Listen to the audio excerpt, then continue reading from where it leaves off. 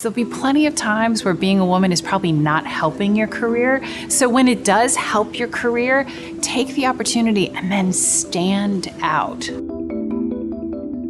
One of the most pivotal moments in my life was actually when I was a sophomore in high school. And my dad used to take me to speech contests, and that was a way for me to earn money to save for college. And I remember it was the Lions Club, and I was in the final round, and I lost. And I went home, and I was kind of complaining. And my father said to me, "You really have to be so good that they have to give it to you." And you weren't.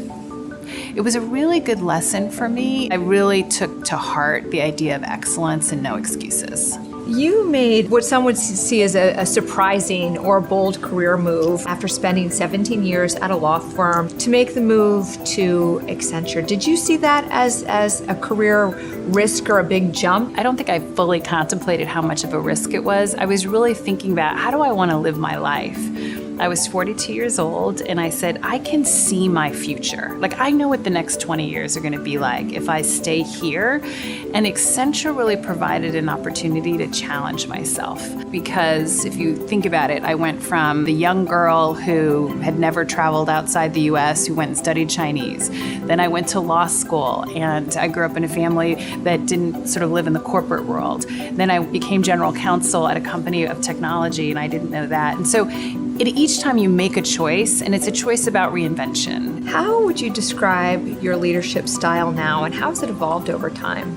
I've always been someone who has been collaborative, but I would say it's collaboration on steroids. I learned early in my career that tapping into the best people and not having an ego, like really knowing what you don't know and what you do know and how to bring teams together is how to be most effective. Throughout your career, you're someone who has always pushed yourself outside of your comfort zone. What pushes you outside of your comfort zone now? I feel like every day I'm being pushed outside my comfort zone because what we're doing as a company is trying to help our clients lead disruption instead of being disrupted. One of the ways that I keep myself kind of grounded is my husband bought this little sign that hangs on our wall, and it says, "If your dreams don't scare you, they're not big enough."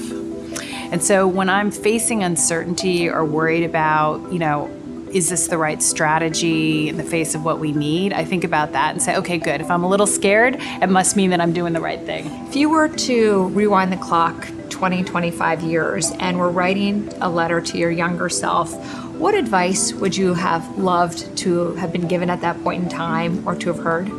I would say to believe in yourself, because I've often worried and spent more time not having confidence, reached what I wanted to, and then realized, wow, I was a lot better than everyone else, right? And I think you really have to follow your instincts and have confidence to make the journey a little bit less stressful.